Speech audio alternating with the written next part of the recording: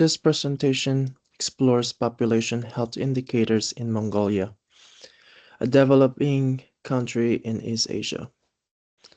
I will focus on what it may be like to live in Mongolia as a 30-year-old male using data from World Bank, World Health Organizations, and the Global Burden of Disease Study. Mongolia has a population of approximately 3.5 million people. The country's GDP per capita is about 6,700, which places it among developing economies.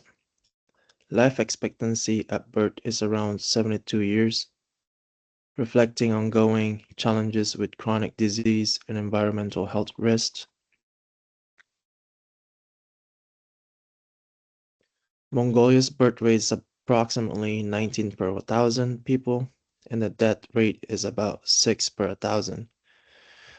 The fertility rate remains relatively high at 2.7 births per woman, which contributes to a young and growing population. The leading causes of death in Mongolia are largely non-communicable diseases. Cardiovascular disease and stroke are the top causes, followed by liver cancer and cirrhosis. These conditions reflect long-term exposure to modifiable risk factors such as alcohol use, diet, and hypertension.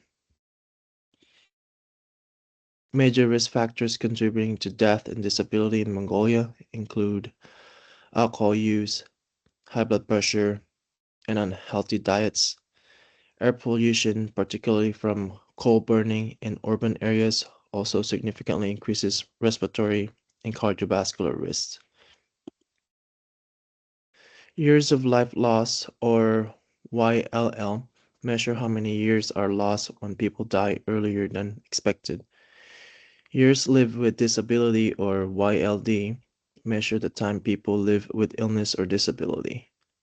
Disability adjusted life years, or DALY, combine both and represent total health loss.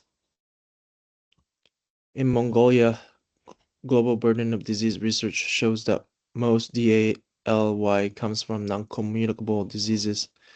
Cardiovascular disease, liver cancer, cirrhosis, and stroke contribute heavily to premature death, meaning YLL make up a large part of the burden.